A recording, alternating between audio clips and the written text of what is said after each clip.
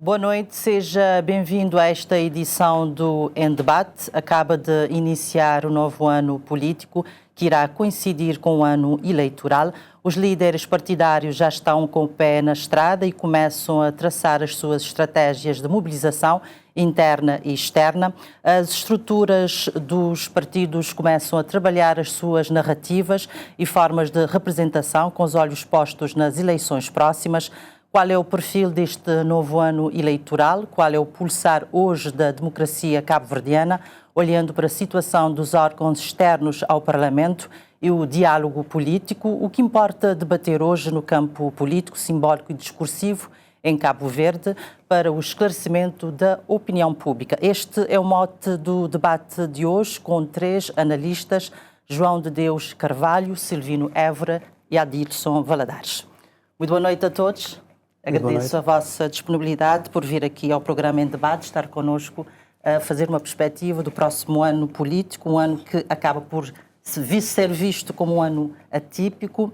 Eu começo por si, João de Deus. No rol das novidades que temos para esse novo ano político, o que é que destacaria de mais relevante ou diferente? Boa noite a todos. Olha, eu, muito sinceramente, a única novidade para mim é que um dos partidos do arco do poder apresenta-se com nova cara. Mas em termos substanciais, é como diz muito bem a jornalista, em termos de narrativa, acho que nada muda.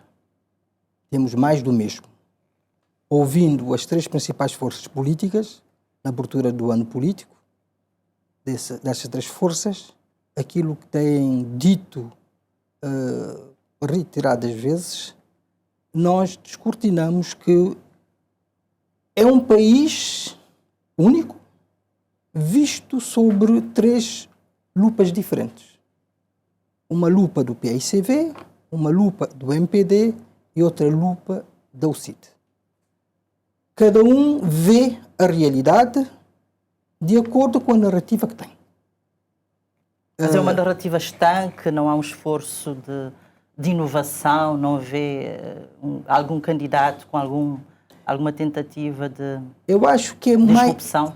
É mais do mesmo, não se vê.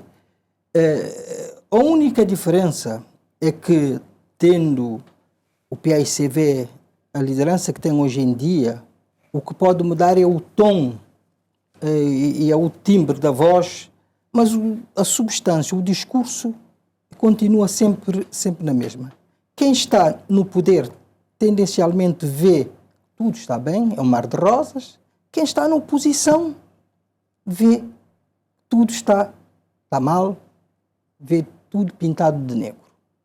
O que eu, como aristotélico que sou, acredito que a virtude está no meio, por isso eu acredito que devia haver mais moderação de todos os atores políticos para tentarem serem mais sérios e vender a sua verdade, mas com mais apego à realidade. Porque também os eleitores não são inocentes, fazem a sua própria avaliação, de modo que tudo o que se diz não é para levar a sério. Aliás, eu costumo até dizer, aconselhando as pessoas, que não devem ligar muito aquilo que se diz, mas aquilo que se faz. Sim. Porque ligando aquilo que se faz, somos levados a pensar melhor e a ajuizar melhor. Ok, vamos fazer a nossa ronda e depois esmiuçamos aqui as falas. Silvino Évora, nós temos começamos pelo PAICV, pelo candidato Francisco Carvalho, que traz algumas novidades nos seus discursos, naquilo que promete, um Estado mais provedor, que inclusive abre um grande debate quando promete transportes gratuitos, barco, avião, gratuitos entre aspas, mas com valores muito irrisórios. Como é que olha com esse discurso, para esse discurso que de alguma forma também aproxima algum eleitorado? Muito boa noite. Cumprimento a jornalista, e também cumprimento aqui aos colegas de painel, também às pessoas que se encontram aí em casa. Olhando para este novo ano, como se disse, este ano inicia-se com uma novidade, que é o novo líder de um partido à véspera das eleições. Isso é importante porque muitas vezes um líder pode ter um caminho ainda longo para se fazer de afirmação, mas nós temos um líder que afirmou-se fora da liderança do partido. Exato.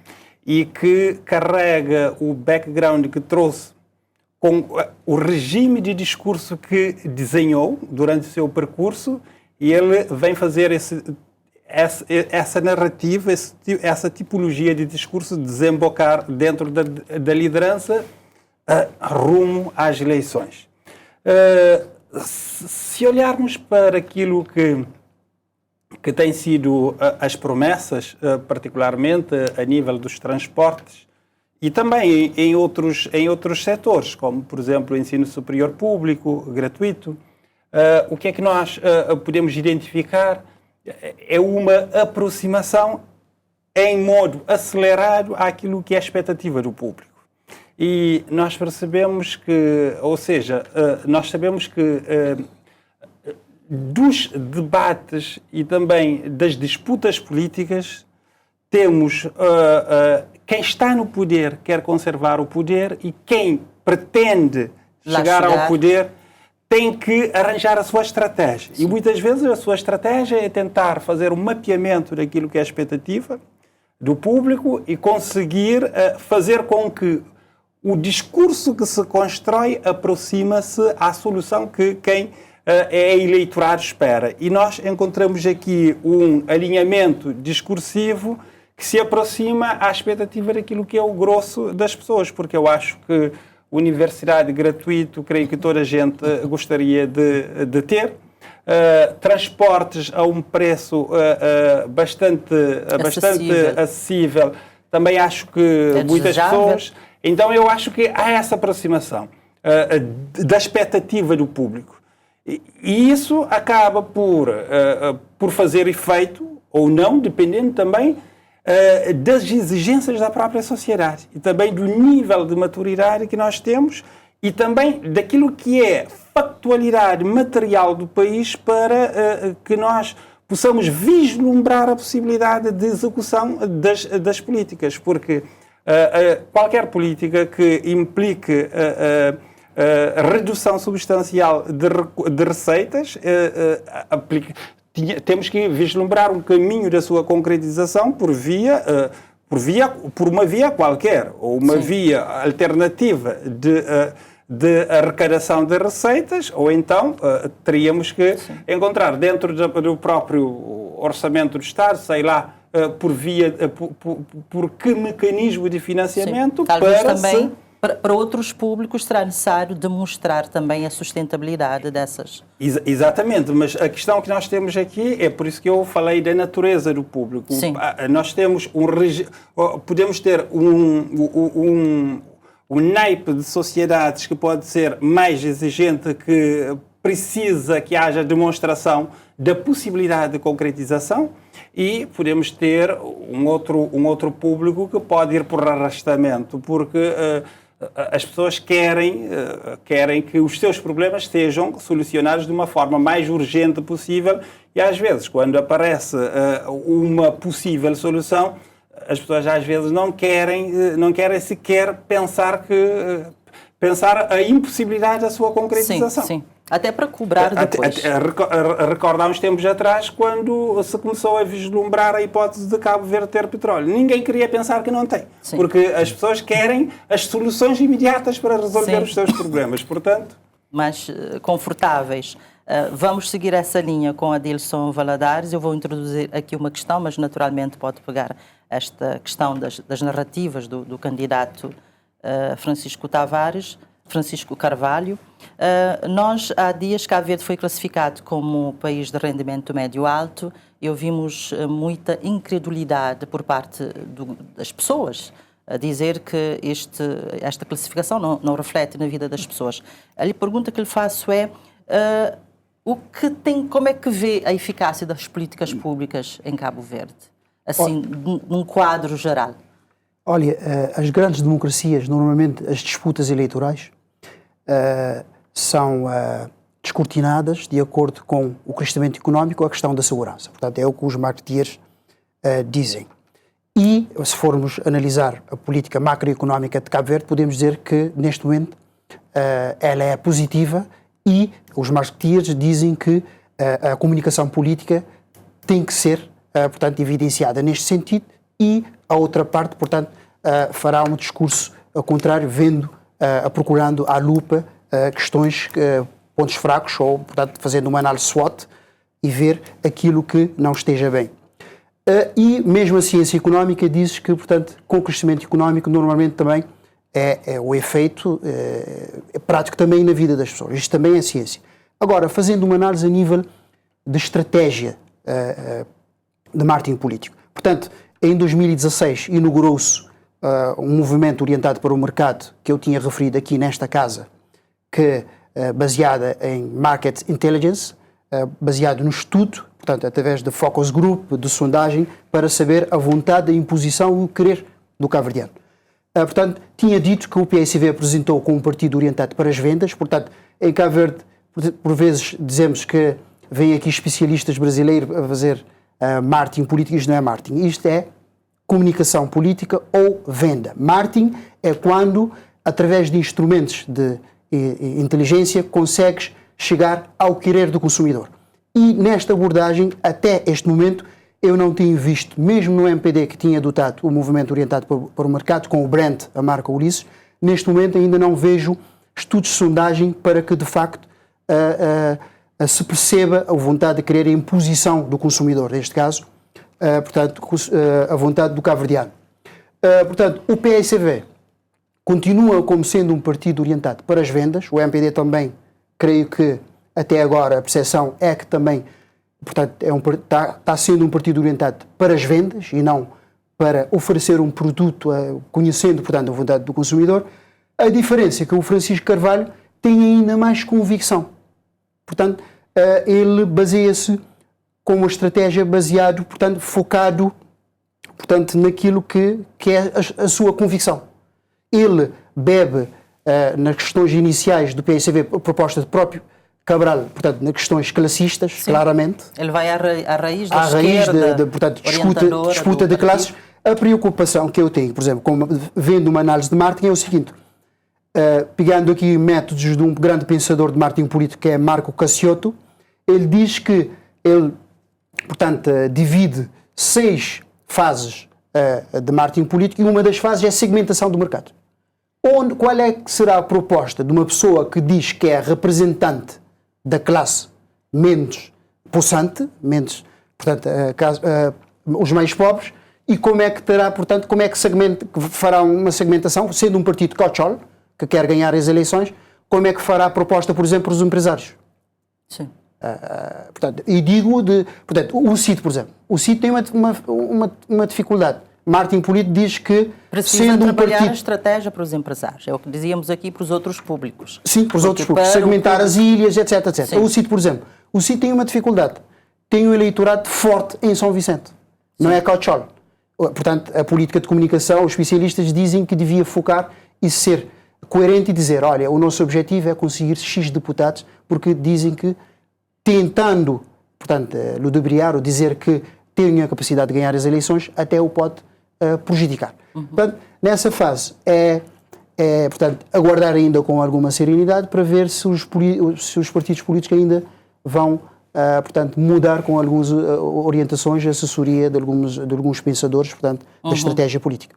Bom, João de Deus, vamos entrar exatamente aqui na estratégia da UCID.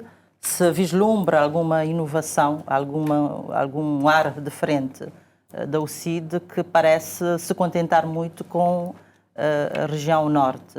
Por acaso houve uma incursão interessante em Santiago Norte durante as últimas autárquicas, mas depois há um vazio que depois, nesse intervalo eleitoral. A UCID é um caso muito particular. A UCID debate com um problema.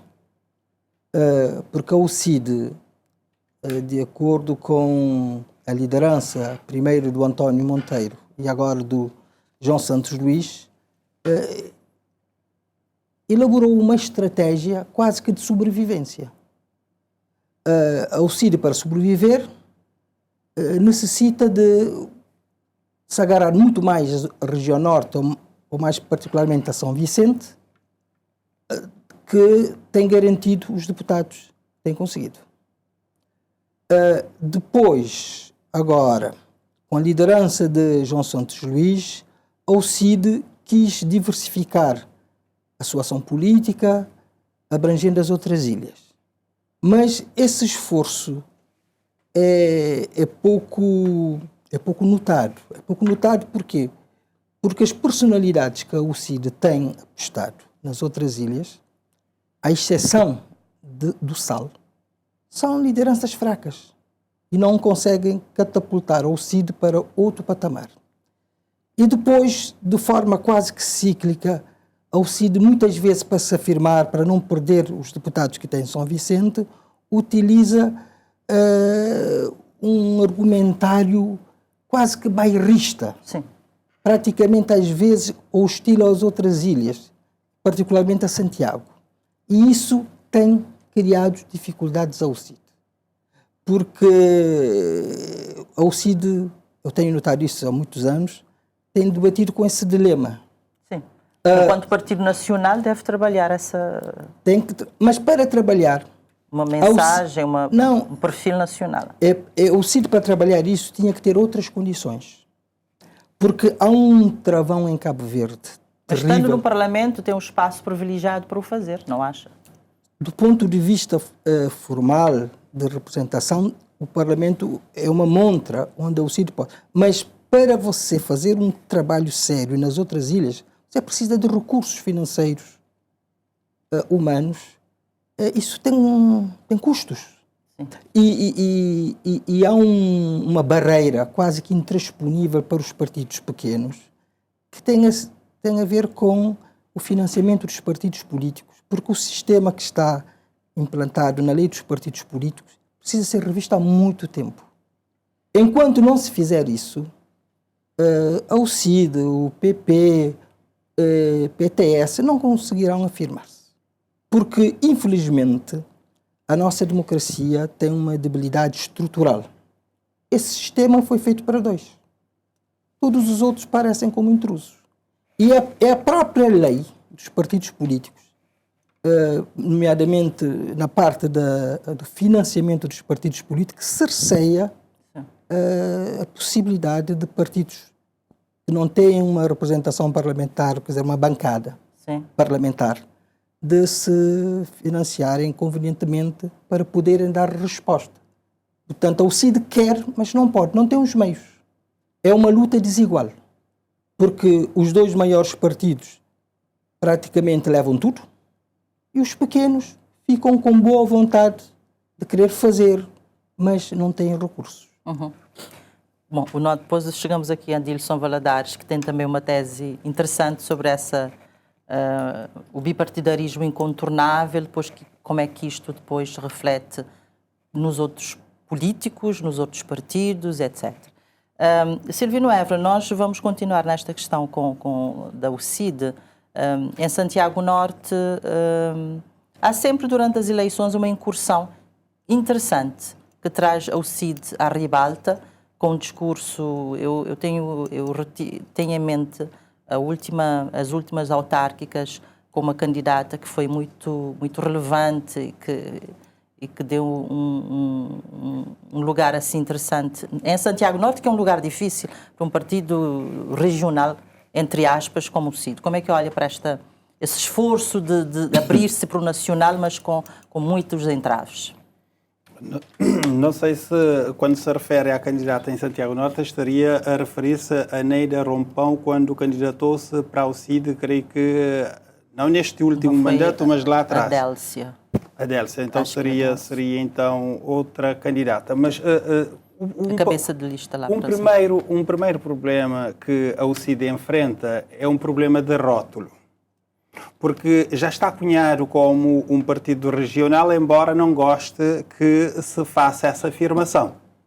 Mas o estar cunhado e o facto de ou seja, todos os seus deputados até agora terem sido eleitos a partir de São Vicente, cria-lhe um problema, que é o discurso tem que atender à base eleitoral, tem que responder a quem elegeu e depois nós ainda enfrentamos alguma rivalidade entre, sobretudo, Norte e Sul, Sim. particularmente Santiago e São Vicente. E a UCID, basicamente, sobretudo dentro de um certo eixo desta rivalidade, é vista como aquele que atende a expectativa e a visão regional.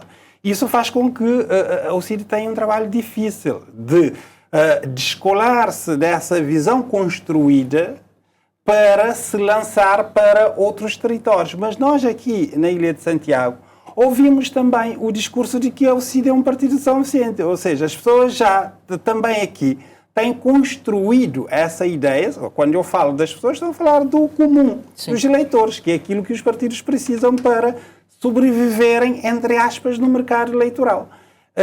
Então, quando as pessoas comuns têm também essa visão, não vê no partido a sua própria representação. E isto acaba por criar aqui um fosso muito difícil. E aquilo que o colega aí disse também é importante. Entrar dentro de de um espaço novo, onde o partido não tem penetração, é preciso, efetivamente, criar estruturas. Os partidos não funcionam só com vontade, não só com um ou outro indivíduo que se indica no momento em que se vai para as eleições. Tem que se montar a estrutura, toda a organização, para se chegar àquilo que nós chamamos de máquina, não é? Para ter uma máquina no terreno é preciso que haja condições. E isto aqui, como está organizado, como disse o colega e bem, a UCID dificilmente teria condições para se entrar no terreno. Não sei se nós diríamos que o sistema foi montado para que somente os dois partidos subsistissem, mas eu diria que o percurso histórico ou político cabo-verdiano acabou por levar-nos à afirmação de duas forças, porque também se o MPD talvez não tivesse ganho as eleições em 91, não sei se a história política de Cabo Verde era a mesma. Nós poderíamos ter percursos semelhantes a alguns países também da África lusófona que até hoje não conseguiram desgarrar daquilo que é o passado da disrupção da independência. Não tiveram nenhuma alternância. Nenhuma alternância. Portanto, a história política dos países se fazem com o conjunto, o somar dos acontecimentos que ao longo da sua trajetória foram colisionando.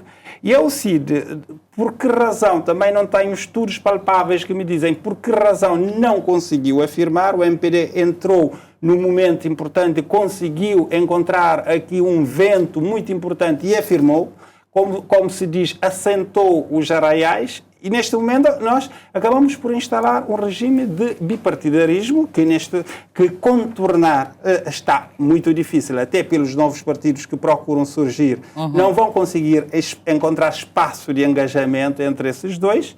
E a UCID não conseguiu fazer uma disrupção em relação ao seu espaço de sempre. Nós podemos ver que ultimamente houve uma estratégia, por exemplo, sobretudo tendo trazido o Amadeu Oliveira para o Parlamento cabo-verdiano, houve uma estratégia de tentar aproximar-se a um vento que passava, porque o Amadeu tinha uma certa notoriedade na sociedade cabo-verdiana, havia pessoas, tinha o seu discurso que muitas vezes confrontava o sistema judicial e muitas vezes as pessoas achavam que aquilo tinha... Discurso mobilizador. Exato. As pessoas achavam que aquilo teriam também capacidade de chegar a um eleitorado mais vasto.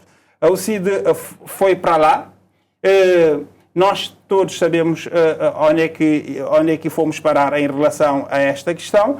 E em relação a isso, ainda hoje subsiste essa ideia. Nós podemos ver que nas intervenções da UCID o Amadeu está sempre presente, ou seja, ele está preso, é um deputado que está preso, injustiçado, e essa ideia de tentar ainda amarrar a própria carruagem política a este caso continua a ser estratégia. As causas também do próprio Amadeu? É preciso aussi de olhar para outros cantos da vida política cabo-verdiana, da vida económica, do território cabo-verdiano também, para procurar se eventualmente existe caminho para uma terceira via com mais força. Sim. Porque, na verdade, não conseguiu ainda afirmar como uma terceira via de facto.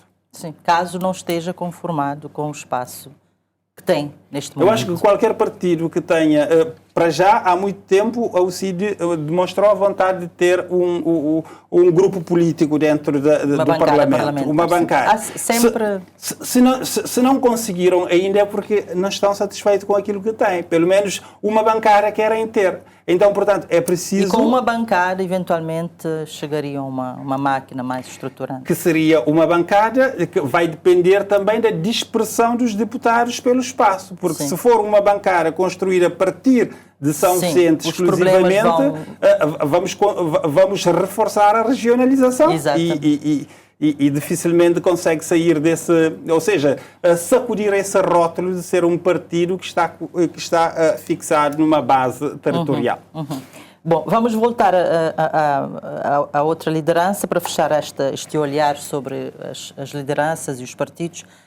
Nós temos Ulisses Correia Silva, que se prontifica e vai para os próximos embates eleitorais. Já liderou um governo durante 10 anos, com todos os desafios que nós já conhecemos, internos do país e externos, as crises e também contestações, uma contestação que hoje não sei qual é a sua robustez. Como é que olha para a estratégia de Ulisses? Ele está confortável, ele precisa reinventar-se em alguma linguagem, alguma promessa, alguma postura? Como é que... Olha, se formos ver a nível geral, as democracias têm passado por uma crise e Cabo Verde também não passa ao lado. Portanto, depois da crise de 2008 houve portanto, a globalização, a política anti-imigração, as pessoas tendem a inculpar-se a imigração pelos problemas pessoais. Todos. E Cabo Verde também, por termos tido muito problema, repara, mesmo que tenhamos o problema da seca ou o problema da crise, portanto, a guerra na Ucrânia e todos os problemas que nos têm acompanhado, reflete na vida das pessoas. E a ciência diz que normalmente tende a inculpar a democracia representativa. Sim. E quem está lá, mesmo que tenhamos, como eu tinha dito anteriormente, uma política macroeconómica positiva, até com uma grande, digamos assim, mestria, mas... uma boa reputação, digamos assim. Pois, ainda que, portanto, o Ulisses tem uma virtude que as pessoas, por vezes, passam ao lado. É que ele tem uma estratégia de desgastar-se menos. As pessoas, portanto, criticam-no por dizerem que ele manda, portanto, os outros ministros portanto, à luta e ele apresenta. Mas é uma estratégia e respeito-o. E ele desgasta menos. Como ele vai às eleições, ele é o líder que vai se apresentar nas próximas legislativas. Pois, e hoje mesmo... Bom, para se desgastar é uma boa estratégia, não se desgastar, mas depois para se reconstituir e se posicionar como um candidato fresco para os próximos embates, portanto aí tem que se expor. Claramente, e as eleições vão ser decididas com a medida, portanto, do desgaste e se de facto o outro, portanto, candidato conseguir apresentar uma alternativa digna, racional, conseguir abranger, fazer uma abrangência maior e não, portanto, focar em determinados segmentos, como eu tinha dito anteriormente, e é um grande desafio porque, portanto, o candidato até agora tem direcionado com um movimento orientado para o produto, portanto, com convicções muito fortes, conseguiu, portanto, ir buscar ideias, portanto, cabralistas, portanto, mas que eram num contexto diferente, portanto, as teorias classistas, portanto, Cabral dizia que, portanto, a teoria classista, portanto, é um fator, portanto, histórico, portanto, a independência funda-se na questão de abolição de classes. Era uma questão, portanto, colonialista, mas, portanto, o candidato são resgates interessantes que demandam um reposicionamento da liderança do Ulisses Correia Silva. Por isso pergunto, diante dessas proposições que são apaixonantes para uma juventude e para outras pessoas, como é que agora é o desafio do líder? Pois, e se formos ver, estudos dizem que, de facto, há um grande desgaste. Portanto, estudos de sondagem dizem que, de facto, há um grande desgaste do governo. E, portanto, são 10 anos. Isto é natural. As grandes democracias, até, portanto, 10 anos, normalmente, portanto, os governos não passam desses 10 anos. No entanto, a estratégia é conhecer, de facto. Não há milagre. É conhecer a vontade, portanto, direcionar as políticas que, de facto, vão ao encontro, portanto, dos desejos, portanto, dos cabo-verdianos. Não há milagre. Na minha opinião, tinham feito uma boa estratégia em 2016, que era um movimento orientado para, portanto, o mercado, conhecendo, portanto, a vontade de querer e as imposições do consumidor, e não basear-se somente, portanto, nas vendas ou estar, portanto, fechado nas ideias próprias, pensando que estarão aos enseios, portanto, do eleitorado. Bom, eventualmente passaremos por esta... Não sei se Silvino gostaria de acrescentar alguma coisa sobre esta pergunta. Bom, a respeito disso, talvez eu dissesse o seguinte: acho que a liderança de Ulisses traz um problema, que é o problema de, ao longo do seu percurso, não ter conseguido resolver muitas das reivindicações dos próprios eleitorados. Porque nós temos, quando estamos num processo de caminho para as eleições, nós contamos com duas coisas. Contamos com força interna, que é o primeiro, porque nós temos primeiro que contar com aquilo que nós temos em casa, depois para podermos então ter, diria eu, fazer o take-off em direção a outros públicos, não é? Por isso, a tentativa de solucionamento das reivindicações internas será um trabalho que eu acho que ainda o MPD não resolveu. E eu acho que ainda há muitas pessoas do MPD que talvez precisariam de outro tipo de abordagem para que pudessem sentir-se motivados para participar em combates mais, diria eu... Está a dizer que os próprios militantes não se sentiram incluídos naquilo que foi a... Okay. Exato, porque nós assistimos durante esses 2 mandatos, nós assistimos um rol de críticas. Ninguém consegue ganhar eleições sozinho e ninguém consegue ganhar eleições com pequenos grupos. Por mais que nós possamos ver que tenha registado cerca de quase metade de eleitorado em abstenção nas autárquicas passadas, ainda hoje as eleições, o produto das eleições não é outra coisa senão um produto de massa. As eleições não se ganham com grupinhos, as eleições ganham-se com massa. E por isso, qualquer líder tem que trabalhar para conseguir coligir internamente e arrastar para outros públicos. E ainda há espaço dentro do próprio MPD para ser trabalhado do ponto de vista da liderança de Ulisses.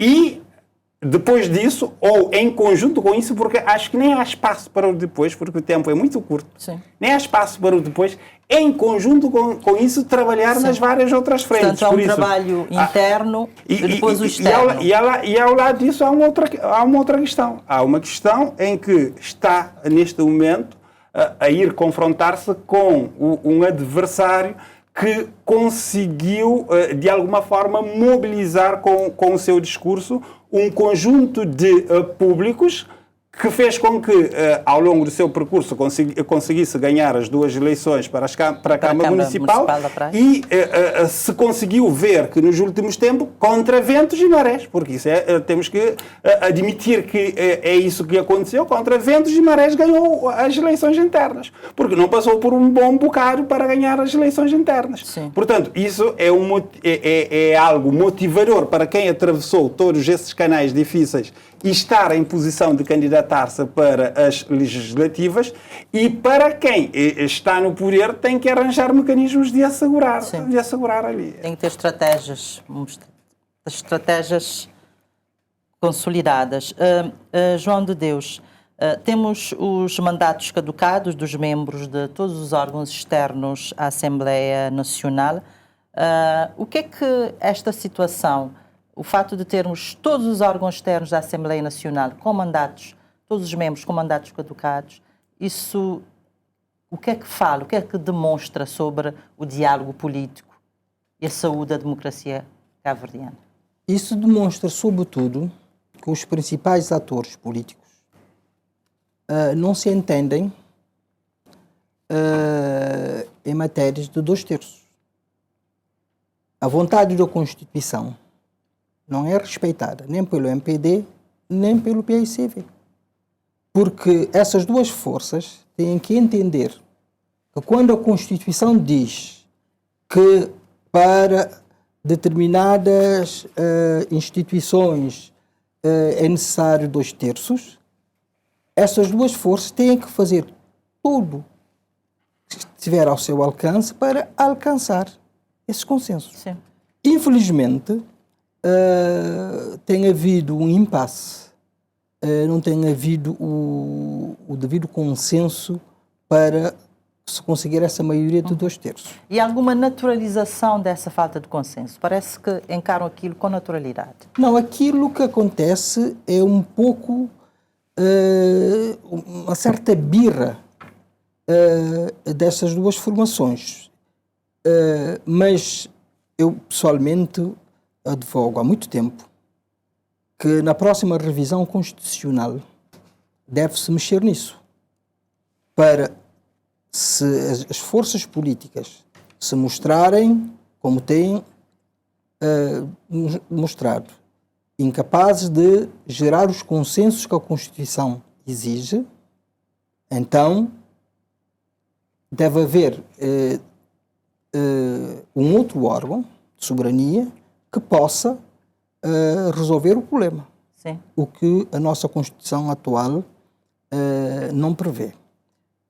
Então, na próxima revisão constitucional, esta matéria deve suscitar reflexão e consenso, porque termos órgãos externos com os mandatos caducados há muito tempo fragiliza esses órgãos e fragiliza a nossa democracia.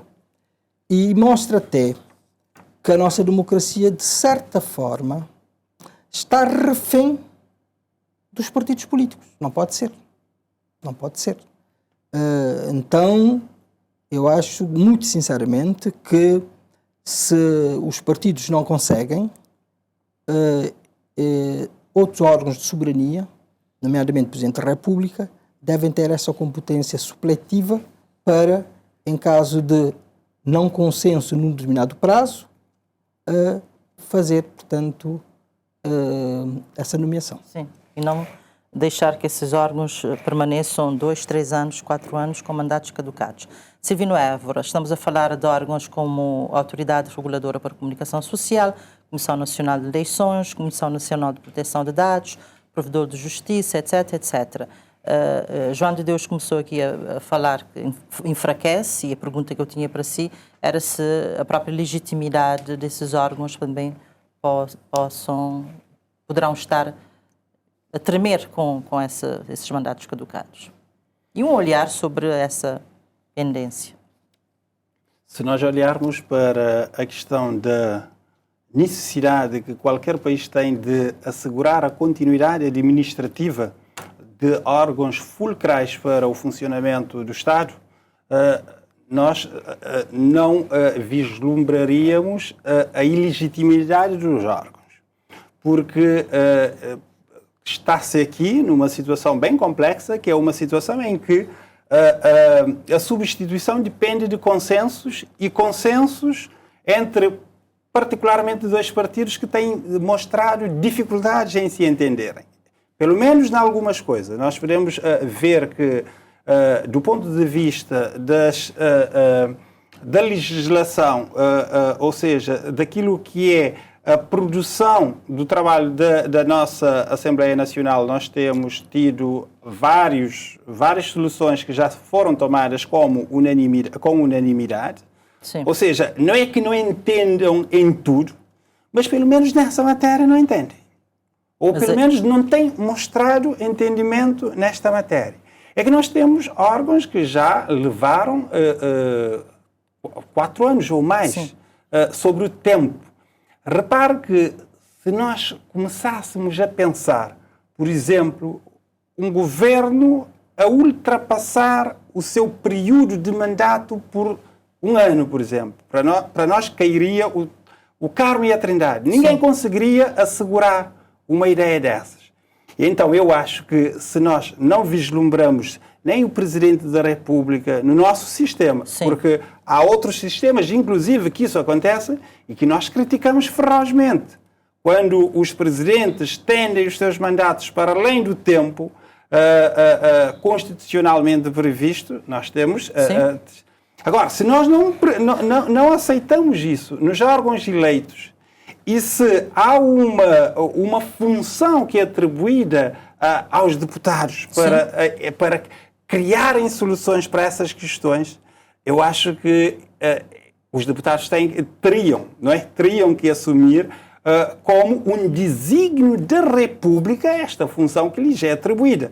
Não deixando esses órgãos numa situação que, embora legalmente, por causa da necessidade da continuidade administrativa que o Estado tem que assegurar a todos os seus serviços, mas, de alguma forma, se nós olharmos para a posição que assumem, é uma posição com alguma fragilidade, porque ninguém estará, depois do período do seu mandato, e não um período curto, se sente confortável com isso. Até porque os mandatos têm uma razão de ser.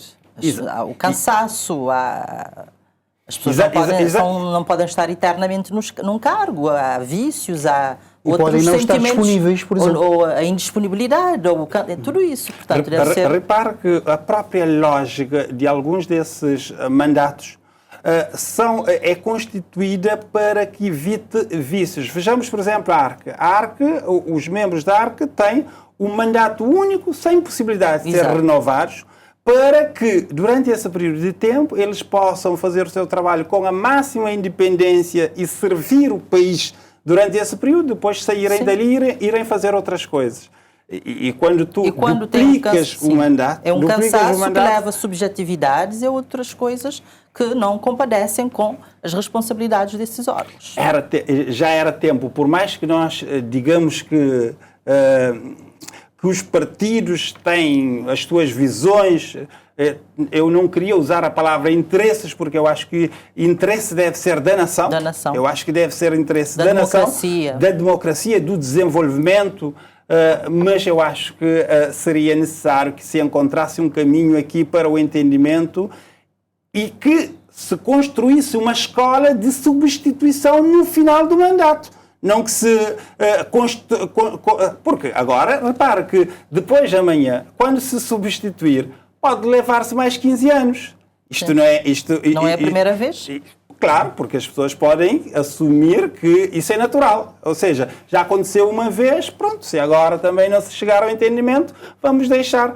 Eu não sei se a solução, porque eu também não pensei em qual solução, porque a solução aqui acaba também por mexer com um modelo de organização social e também de reorganização do Estado. Não é? A solução que o colega aí colocou de transferir essa competência para a alçada do Presidente da República. Eu, por acaso, não refleti sobre isso e não acho que, na eventualidade, porque acho que eu percebi que pôs a possibilidade de dar ao Presidente da República uma função complementar na eventualidade supletivamente. É neste sentido. Supletivamente. É neste sentido, mas eu ainda não sei se é, porque não refleti sobre isso, não sei se é o melhor modelo. Mas eu acho que teríamos tempo. Em Cabo Verde, acho que muitas vezes também falta-nos tempo para estudar os dossiês, estudar os caminhos. As pessoas decidem as coisas muito na crista da onda. Não se faz um estudo profundo para se pensar em modelos de solucionar as coisas. Estamos com este problema, não é de hoje. Tínhamos o Conselho para a Comunicação Social, não sei se se lembra, lembra-se muito bem. Sim. O Conselho para a Comunicação Social caiu na mesma situação, ou seja, numa situação pior, porque no caso do Conselho para a Comunicação Social as pessoas começaram a saíram até o ponto de ficar desfalcado e caiu numa inoperacionalidade e pronto, as pessoas caíram em si e disseram, opa, aquilo já não funciona mais. Sim. A ARC ainda está a se aguentar até aqui, mas nós temos que tirar lições das coisas e construir soluções a partir daquilo que nós vemos que não funciona. Porque isso já vimos que não está a funcionar. Sim.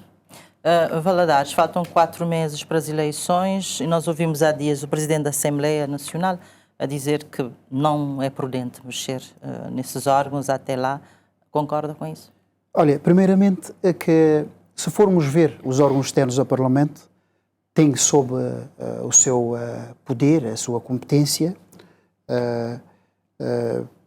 questões ligadas à liberdade e à dignidade das pessoas.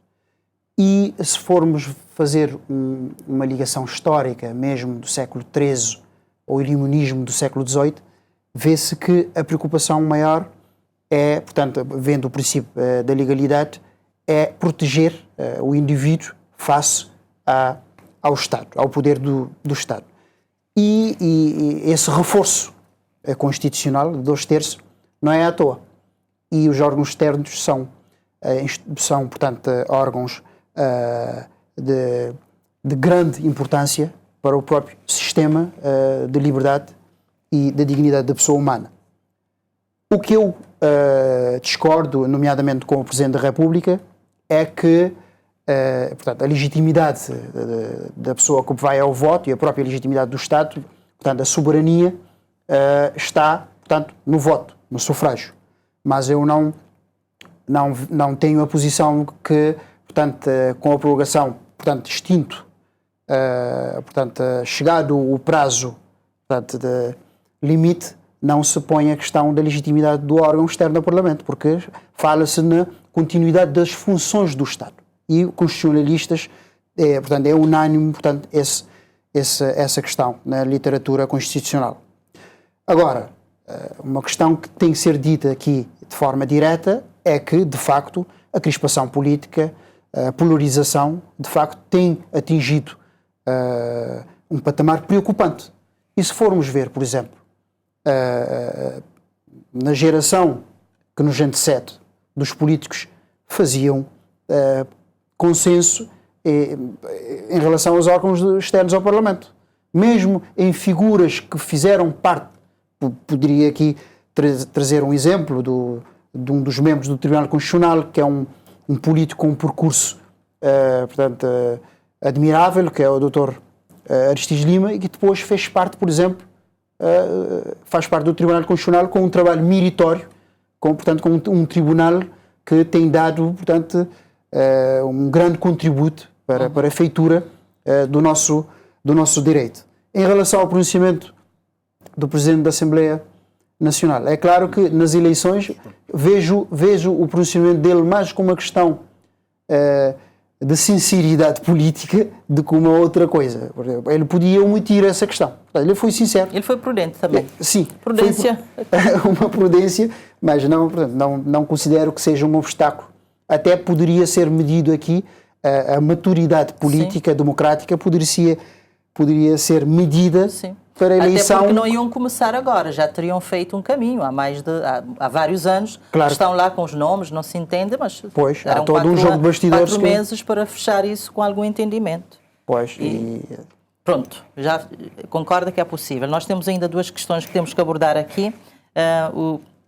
O Presidente da República assinalou há dias 4 anos de mandato e ele tem sublinhado que é um árbitro e se colocado acima das disputas e fraturas políticas. Como olha para a magistratura José Maria Neves entre a sua colocação, a sua autocolocação enquanto árbitro e a percepção da sociedade em relação a essa magistratura?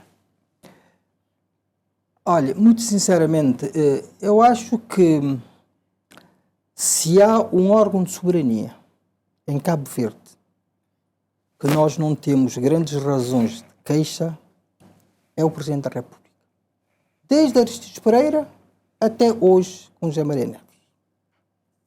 Para mim, é um órgão de soberania que tem dado provas de maturidade, de servir a nação, cumprindo aquilo que a Constituição estatui como competências do Presidente da República. O atual Presidente tem feito aquilo que a Constituição exige, mas só que o José Maria Neves tem um problema só. É que a maior parte das pessoas ainda o vê como antigo primeiro-ministro. Sim, essa proximidade. É por isso que ele disse, e muito bem, no balanço que fez, que aquilo que ele faz hoje na presidência, nesses 4 anos, tem sido uma aprendizagem para ele. Ele foi suficientemente humilde e disse isso. Porque ele era um homem que tinha as mãos na massa, como primeiro-ministro durante 15 anos, e agora ele teve que se refazer para ser árbitro e moderador do sistema. Um homem que estava demasiado implicado em ações executivas, teve que, para cumprir a Constituição, que jurou cumprir, teve que se adaptar, mudando o chip, para pôr lá o chip do Presidente da República. E eu acho que ele tem feito um esforço sério nesta matéria e ele tem conseguido plenamente cumprir aquilo que a Constituição exige para um Presidente da República. É claro que ele tem sempre essa anátema de que foi presidente de um partido, foi primeiro-ministro durante longos 15 anos, esteve sempre em funções executivas e às vezes as pessoas têm dificuldade de ver... perceber como... Mas ele tem feito um esforço muito sério, genuíno, para cumprir a Constituição, mesmo na linha de todos os outros presidentes da República, desde Aristides Pereira até o atual presidente. Eu acho que se há um órgão de soberania que nós não temos grandes queixas, é o Presidente da República. Muito bem. Silvino Évora, nesse balanço também, o Presidente da República disse que, numa pergunta que um dos jornalistas o fez sobre a sua relação da presidência com o governo, ele diz que o governo tem sido tímido na relação com a presidência, tratar os mais variados temas. Como é que olha a relação entre o governo e o Presidente da República? Vamos ser muito breves para podermos... Daquilo que eu vejo da relação entre o governo e a Presidência da República, vejo de fora algum distanciamento. Parece-me que cada um está dentro do seu universo e os contactos me parecem muito parcos. Embora, em alguns momentos, possam também haver sinais de que os diálogos se constroem. Por exemplo, recentemente nós tivemos a nomeação de 2 embaixadores, uma da área do PAICV, embora seja de carreira, e outro da área do MPD, que não é de carreira. Parece que houve diálogo. Bem, nós percebemos que ali houve diálogo entre as partes. Mas, de resto, muitas vezes, a própria forma como o Presidente da República, quando se lhe pergunta, né, nessa conferência de imprensa, quando ele fez a sua apresentação, houve algumas questões, quando se lhe pergunta se o primeiro, ou se recebeu o convite, por exemplo, para a questão da comemoração do dia da democracia. Da forma como ele coloca as coisas em cima da mesa, com toda... em estado bruto, não recebi o convite, qualquer coisa assim parecida, às vezes também dá aso para interpretações múltiplas. Eu olho para as interpretações que se fazem da ação do Presidente da República em duas perspectivas. Na perspectiva do exercício do veto e na perspectiva do discurso que ele produz. Quanto ao veto, algumas pessoas, inclusive, criticam, no caso, por exemplo, do PSFR, houve muitas críticas sobre o veto. Mas o veto é um instrumento que não se confina ao Presidente da República. O Presidente da República é apenas, talvez, um ponto de disrupção e quem vai dar a palavra final é... ou seja, quando se faz o controle preventivo da constitucionalidade, leva-se para o Tribunal Constitucional que vai fazer a aferição daquilo. Então, o exercício, por exemplo, do controle preventivo, para mim, não é um exercício problemático do ponto de vista da democracia. Está dentro daquilo que é a alçada do exercício das funções do Presidente da República. A questão é mesmo o diálogo. Talvez mais do ponto de vista discursivo, que a questão ainda da imagem do Primeiro-Ministro consta muito ali presente. Há, inclusive, pessoas que têm a leitura de que houve situações que não ficaram resolvidas, porque o José Maria Neves sai de Primeiro-Ministro e o PAICV perde as eleições. Há pessoas que, nas leituras que nós ouvimos, a conversa que temos com algumas pessoas, houve-se o discurso no sentido de que ele ainda terá alguma coisa a ajustar com o próprio partido e, estando na presidência, talvez estivesse a ajudar o partido de alguma forma. Do ponto de vista político, há essa possibilidade de construir esse tipo de leituras sobre a sua ação. Eu dou só um exemplo.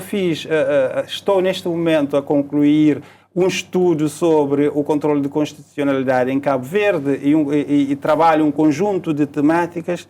E quando pergunto às pessoas, porque tem duas partes ali, tem uma parte sobre o exercício do veto e tem a outra parte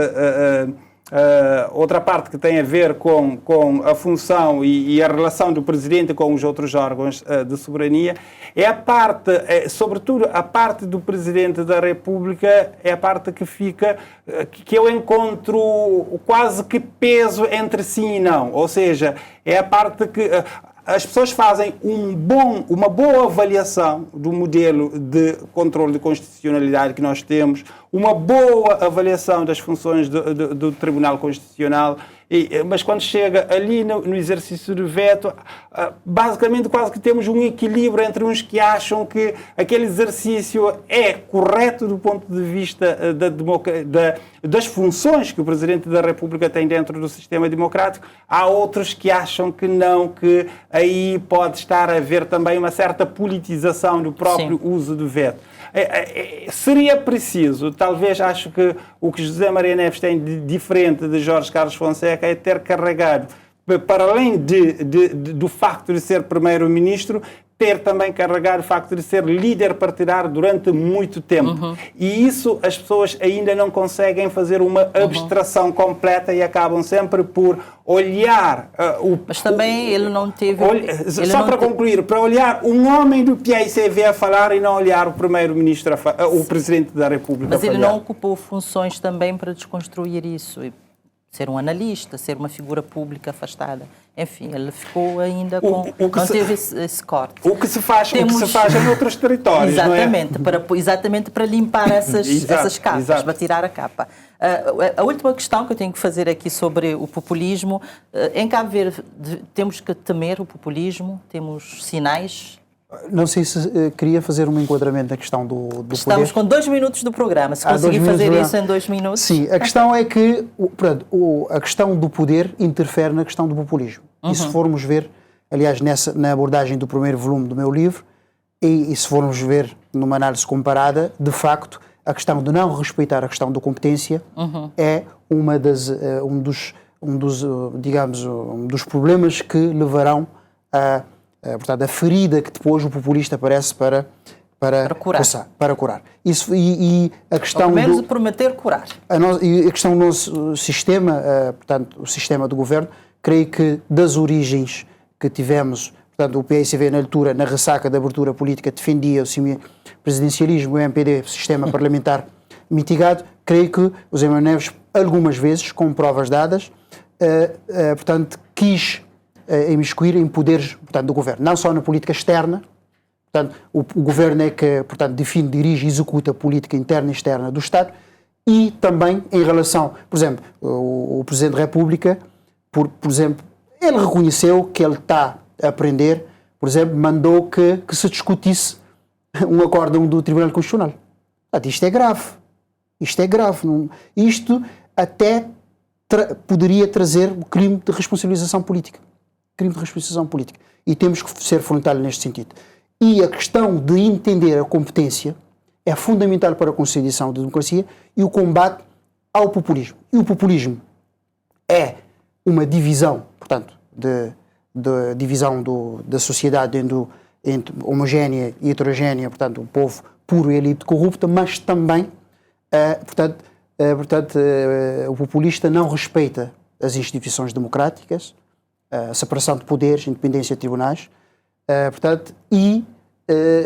como eu fiz referência no primeiro volume, não vou querer trazer propostas do segundo volume aqui, é que se de facto temos meios de defesa constitucional para defender a ameaça populista. Portanto, a ameaça populista normalmente são propostas irracionais, trazendo políticas que atacam, portanto, os direitos, liberdades e garantias, nomeadamente instituições retrogadas e que depois trazem, se formos analisar os países lá fora, portanto, são pessoas, portanto, mentores do poder absoluto, autoritário, e que não respeitam, portanto, check and balance, a separação de poderes, etc, etc. Bom, nós tínhamos uma última ronda sobre as redes sociais, mas o nosso tempo terminou. Não faltarão oportunidades para abordarmos também esta questão que faz uma interface muito relevante com a política e com as outras instituições, a própria comunicação. Portanto, agradeço imensamente João de Deus Carvalho, Silvino Évora, Adilson Valadares, pela vossa disponibilidade de vir aqui falar e fazer uma perspectiva do novo ano político. Portanto, o Em Debate de hoje fica por aqui. Nós voltamos daqui a 15 dias com mais um tema e com a sociedade civil a debater os grandes temas que interpelam o país. Boa noite.